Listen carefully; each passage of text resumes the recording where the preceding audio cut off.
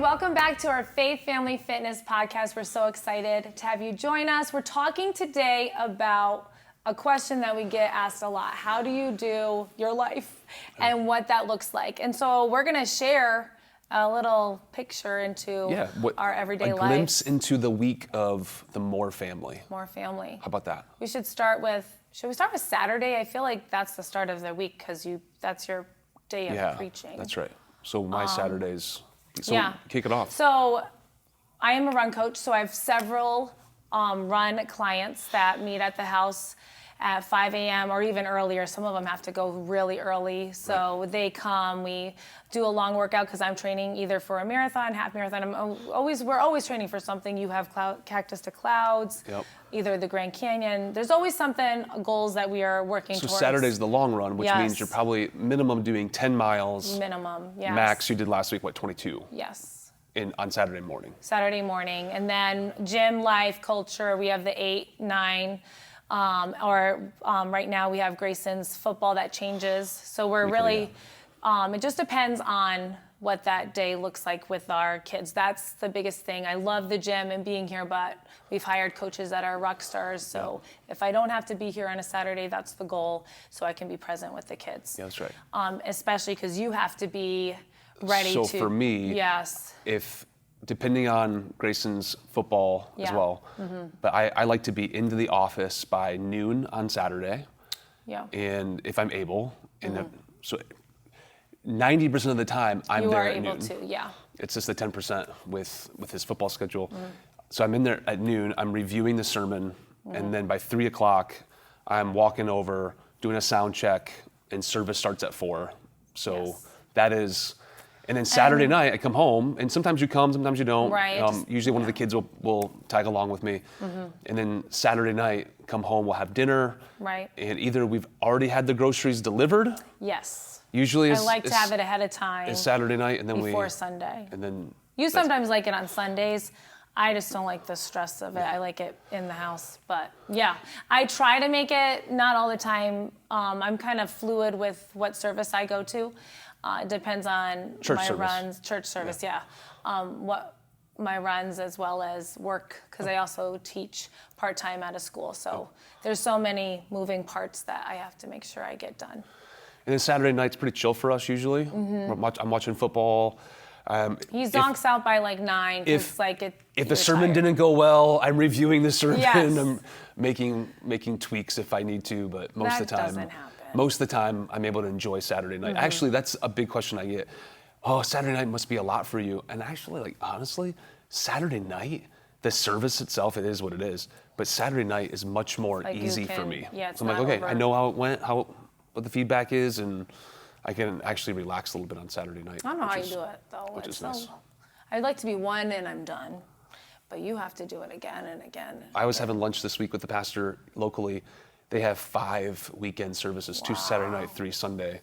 And so he's destroyed. He doesn't even get back into the office until Monday late afternoon because his body doesn't recover in time. He's older, but it's a lot. It's a lot. It's almost like, how do you compare that? I think running, so is it almost like you've done a marathon? No, I don't say that. I would just say it's just a high level of adrenaline that you're running on. And I actually think having one and then getting some rest is good. Okay. I'd rather do that than have 3 back to back to back because you're just up the entire time. That makes sense. And then you know this being here, it's just you're just peopling. We've talked about that. You're not just preaching. You're shaking hands and you're praying for people and all the things that it goes into being a pastor. I get that, but that's actually what's more of the drain. Yes. And it's not like we don't love people. No, it has nothing to do with that. It's just people don't understand. Oh yeah. Even when I get in the car after teaching all day or coaching, and I just want it quiet, but then I have my kids, our kids talking, I'm just like, I just need a moment because I'm gonna lose it. Yeah. So that's our Saturday, and then Sunday you're up early, and I'm running trails or getting some more miles in before we head in.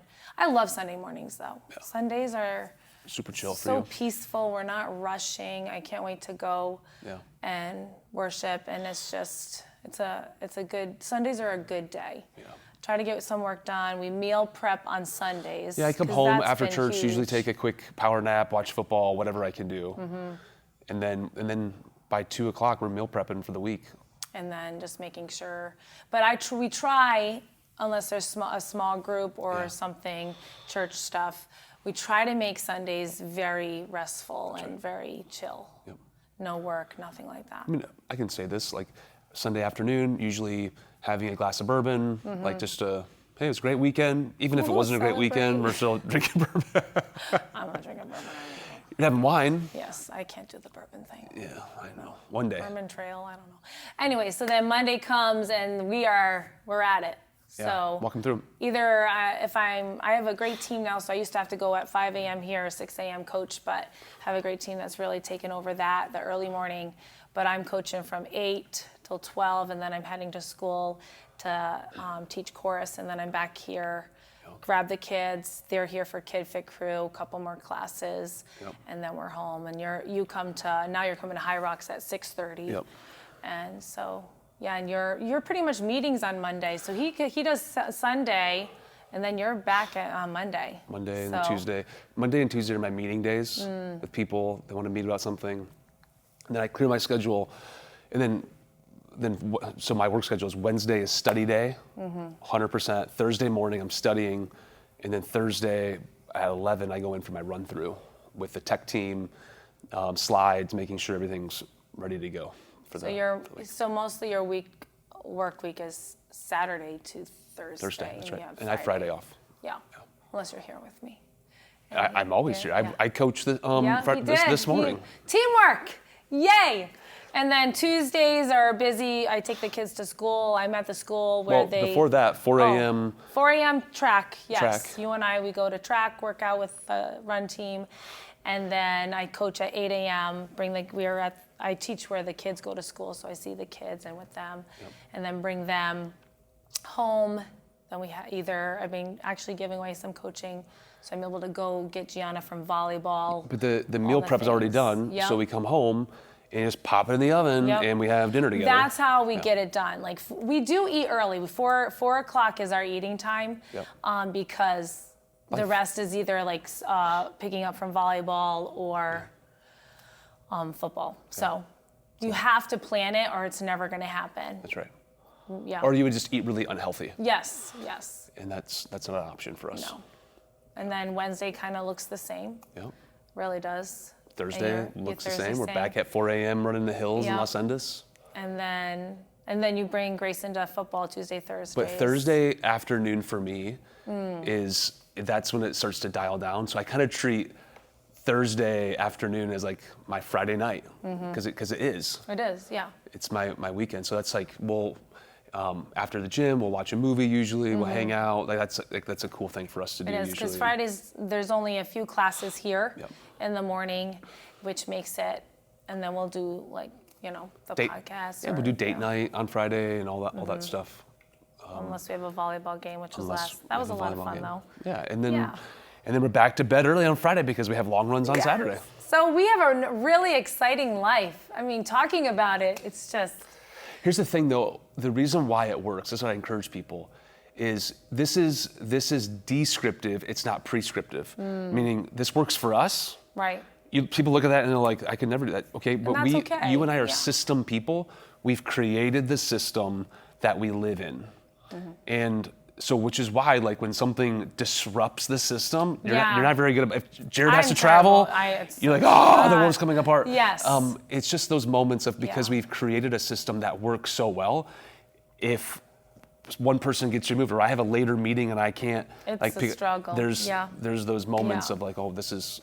And this I is have found like even friends are like, you have no time to hang out or whatever. I was like, no, I don't really, but. I have tried to be better at that. Like, I need to prioritize, so friends. To answer your question, or that I would push back against that, of like, no, we do have time. It's not how you like it. Right. And that has been like a struggle of mine, and you've helped and we have me with really that. good friends. We hang out quite a bit, but it is the moment of, our community is here in the gym, at the church, and that's where we spend the majority of our time. So it's not that we don't, it's different than how other people do it, and that's why the pushback always comes. No, it's just different than how you do it. Right. Doesn't make it right or wrong, it's just different. I like that. And There's so freedom again, in that, this for sure. is descriptive, not prescriptive. This works for us, but we are, I would call it us oddballs. I don't think it would work for with people with different personalities, just how our, But and what even does our work dynamic. and that could help for people, plan it out. Right. And do it as a team. Okay, Don't just so let him handle all of it or me handle it. It has to real go together. talk though, like it's always communication. And to your point, and so people are like, where do you guys make time for each other? Like, it's in our schedule. We run together. We don't schedule like sex night. We don't have that. We should. I mean, you would love me to have that. I mean, and I would say sex nights, plural. Oh my gosh. All I'm saying though is like, it works because the things that we do together, like running, gym, hanging out. We're together. It's great. We're together, and it's awesome. And I wouldn't want to do it any other way. I know. Like it's so good. Yeah, it's the best. So, Yeah. So that's our life. That's how it works for us. And then just let's be honest, because I am a pastor. Okay, there's an emergency, there's a funeral, and then you just fit it all in. Right. And it's just for that time. It's not. There's two ways people would look at this, and this is what I would hope people would walk away. When you are building the church, an organization, and this business, and they're both on this upward trajectory, like it takes a lot out of us. We have to make decisions all the time. So I do experience decision fatigue, I think is like the right word for that. So when it comes to like our life, our schedule, I don't need to make decisions about it because we've created the system. So which is helpful for me in the craziness of my life. Like thank God, like tonight, I don't have to make a decision for dinner. It's already made, it's already been made. Those are the things that help us so much to get through the week. And you and I talk about this too. This is a season. It is a season. Our kids are at this critical age, but as soon as Gianna gets a car, come on, somebody. Like I know. 3 years, she gets to drive herself I think around. I'll be a little sad though. It is going to be sad because it's like going to be really quiet. We'll have Luca. I mean. It's just a season though. It mean, is. and then everything will teasing. shift. It's just I know. the mom. I'm with you. I was talking to somebody yesterday about this, that it is the most like terrifying thing for your kid to drive out for the first time, but it's the most like, Life 360, are you kidding me? I mean, the whole time. So we're not quite there yet, but so I just look at it of, okay, this is a season. It is. We figured it out, which is great. And I would say it this way, the church, there's no signs of the church slowing down. Which is great. And there's no signs of the gym slowing down. Going so awesome. It's only going to ramp up more, which is why having the system works. is how it works. Yeah. Yeah. Awesome. I hope that helps somebody. I think it helps a lot of us just having the systems that we need to make sure we could live our lives to the fullest and our kids are thriving in that. So the order helps having that. This is the quote. This is the title of the podcast. Okay, here we go. Order determines capacity. Order determines capacity. Get the big things in first. And it's amazing how everything else begins to fit in. And also, when you put the big things in first, it's amazing the freedom that it gives you to say no to the other little things. Say no, yes. And we say no a lot. And that, to your point, that does hurt people's feelings. It does. Pastor Jared said no. Okay. Like, I can't. You're so much better at that than Not that I don't want to, not that I don't love you. I can't. And if you want, and I always tell people this: do you want me to have a healthy marriage, be a healthy dad, to live a healthy life? Well, of course they want their pastor to say yes to those things. Then I have to say no. Oh, I guess that makes sense. And that was good. Yeah. That's how we're figuring it out. And you are though. I will say this: you're getting a lot better. I am. About saying no. Yeah. It's hard. I'm proud harder for me than you're a people pleaser. Yes, it's that personality defect. I'm kidding. But you're doing it. Yes, so you have to, or it's not the system doesn't work. Okay. You have to say no. I'll recap. Order determines capacity and sex nights. Oh my gosh. That's how we're ending the podcast. Finish it up. You're welcome. You are so welcome. We're going to end there. So thank you for joining. We love having Jared here. Schedule it. It's so great. He may not be back. Ever. Why are you red? Why are you red? Why do you think don't know. I'm red? All right. Thank you. We'll see you Bye. next time.